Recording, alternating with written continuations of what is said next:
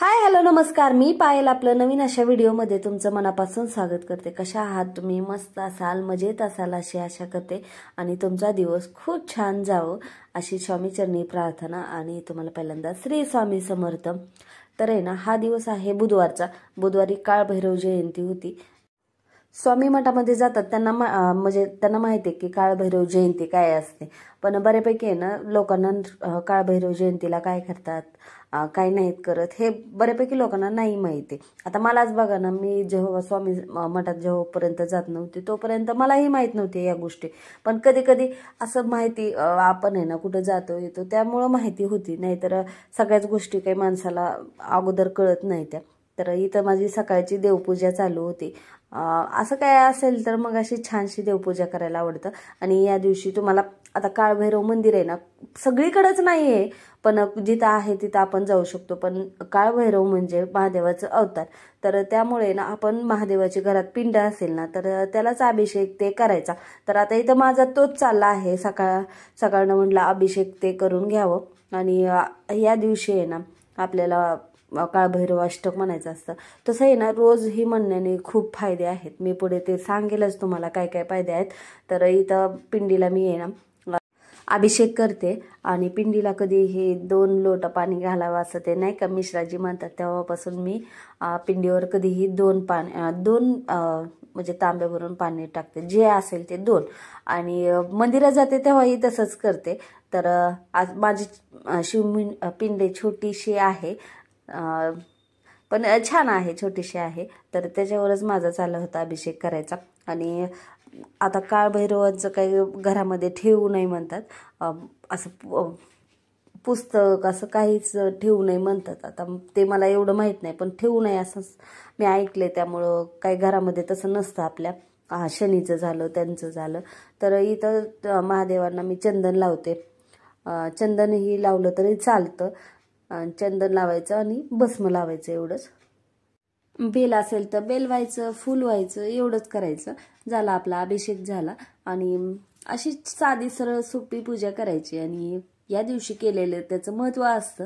आणि बेलाचं झाड घरामध्ये एकतरी लावायचं, जेणेकरून असं काही असेल ना तर आपल्याला बेल लगेच तोडता यावं आणि वाहता यावं, त्यासाठी मी बेलाचं घरामध्ये झाड लावले।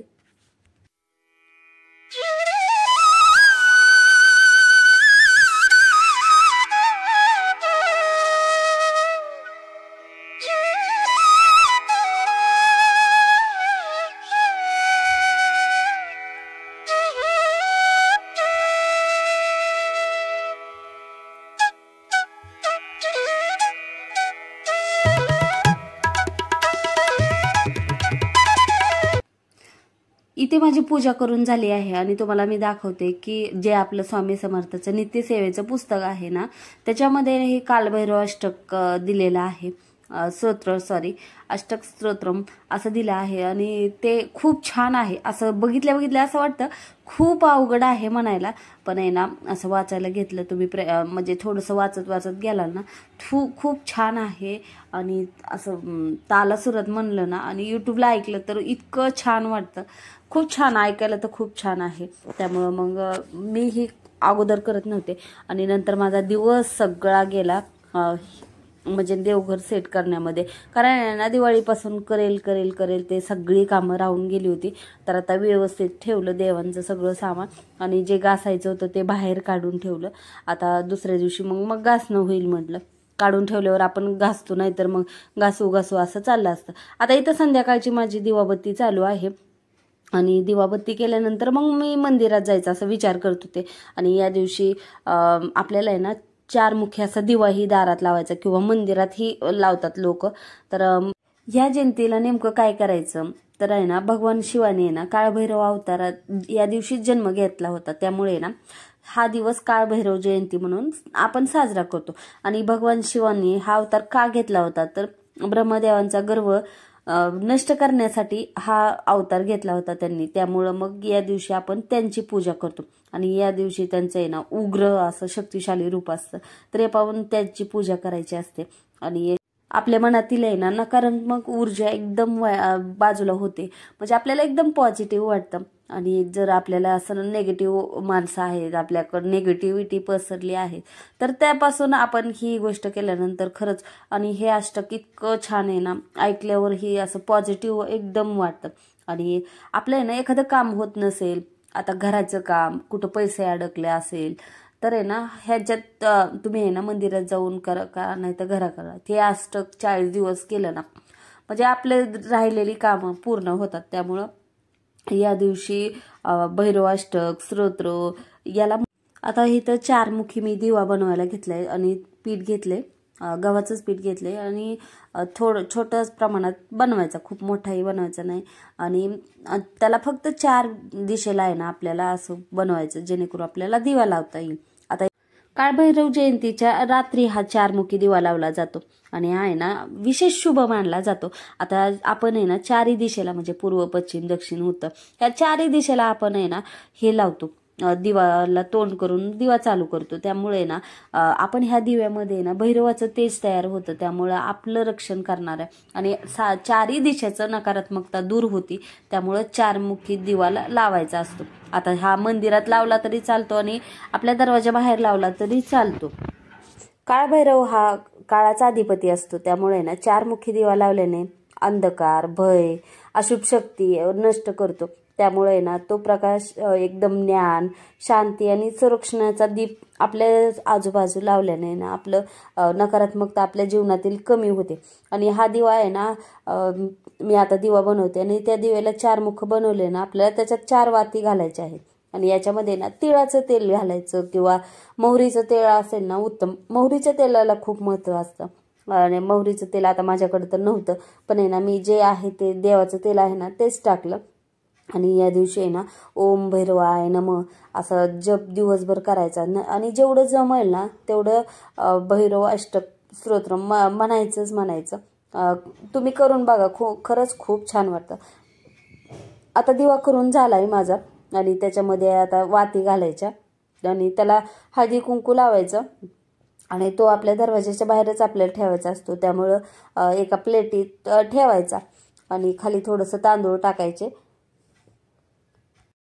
तुम्ही मंदिरात जाणार असाल ना तर एक बाजरीची भाकरी घ्यायची आणि त्याच्यावर आहे ना वांग्याचं भरीत. आता वांग्याचं भरीत तुम्ही कसंही करा, आपल्या आपल्या पद्धतीने वांग्याचं भरीत बनवायचं आणि ते घेऊन जायचं आणि ते नैवेद्य दाखवायचा.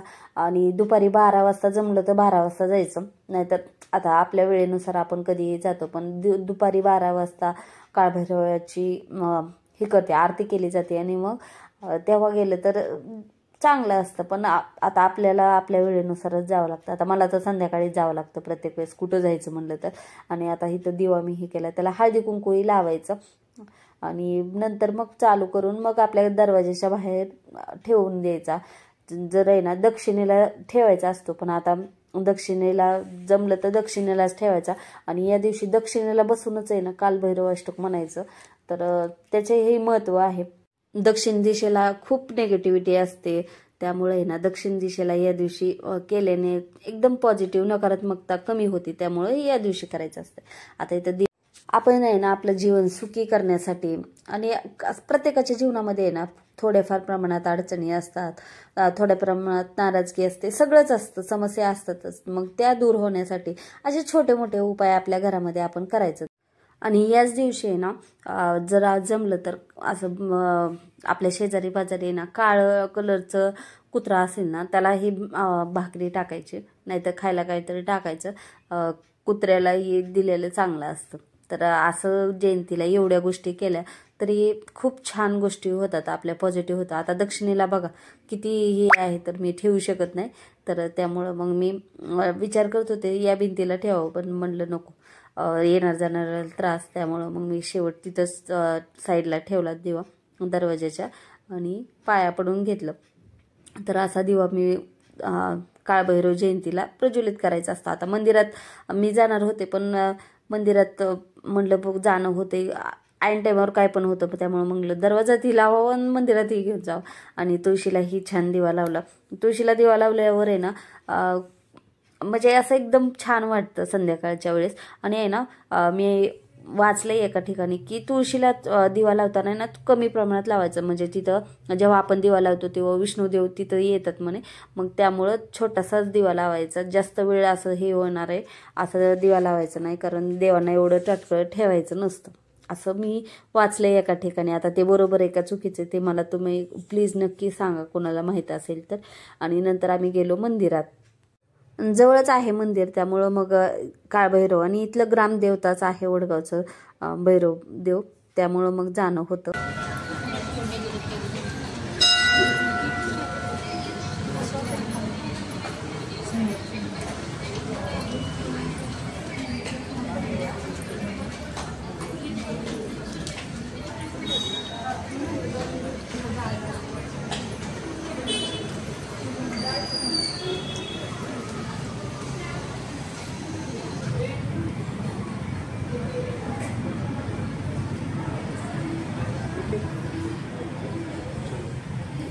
मंदिर छान आहे आणि तिथं बसल्यावर इतकं छान पॉझिटिव्ह वाटतं. आणि मंदिरात बसून आपल्याला कालभैरव अष्टक एक एक वेळेस तरी म्हणायचं, आणि आम्ही दोघांनीही त्या दिवशी एक एक म्हणलं, त्यामुळं खरंच खूप छान वाटतं मंदिरात बसल्यावरही.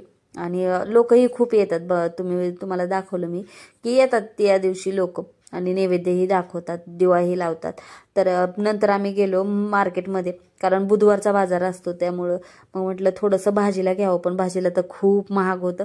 कुठलीच गोष्ट मग जास्त आणून घरामध्ये ठेवून नंतर खाण्यापेक्षा म्हटलं फ्रेश आणावं, फ्रेश खावं थोडे दिवस, कारण खूपच महाग होतं.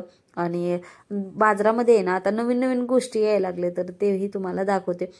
खूप छान छान गोष्टी यायला लागलेत आणि रिजनेबल असतात, त्यामुळे मग मी म्हटलं चला 20 रुपयाला काहीही घ्या असं होतं. त्यामुळं मग खूप साऱ्या गोष्टी होत्या, स्टीलच्या पण 20-20 रुपयाला होत्या.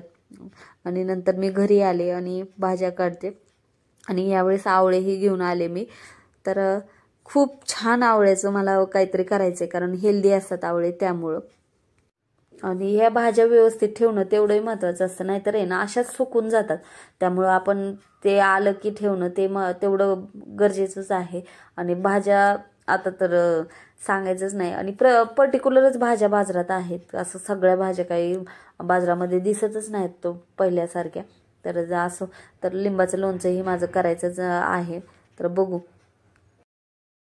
आणि बाजार घेऊन आले आहे, तर बाजारातून भाजीला खूप महाग झाल्या आमच्या इकडं, तर सगळ्या गोष्टी 30 रुपये पाव अशा झाल्या आहेत. त्यामुळे आहे ना फ्रेशच आणावं आणि खावं म्हणून, त्यामुळे जास्त भाज्या आणल्यात आहेत ना. आज आहे ना मी आहे ना आवळा आणला आहे, तर आवळ्याचे मी रोज आवळा ज्यूस घ्यायचा असं ठरवले. बघू आता कितीपर्यंत म्हणजे नाही का करायचा प्रयत्न करणार आहे मी रोजच आवळ्याचं, आणि कॅन्डी बनवणार आहे. फक्त आता आवळे स्वस्त झाले, त्यामुळे ना मी भरपूर असं काय काय करून ठेवणार आहे, जेणेकरून आपल्याला होते. आणि लिंबू पण आणलंय, लिंबूचं लोणचं बनवणार आहे, तिखट गोड इतकं छान लागतं. आताच माझ्या तोंडाला पाणी सुटतंय, तर तेही बनवणार आहे. तर तीही रेसिपी तुम्हाला मी टाकेन. तर हेच एवढी भाजीला घेऊन आले आहे, आणि मंदिरातही जाऊन आले, त्यामुळं आज बरं वाटतं. तर व्हिडिओ आवडला असेल तर प्लीज लाईक करा, शेअर करा, सबस्क्राईब करा. भेटूया अजून छानशा व्हिडिओमध्ये. तोपर्यंत श्री स्वामी समर्थ, श्री स्वामी समर्थ.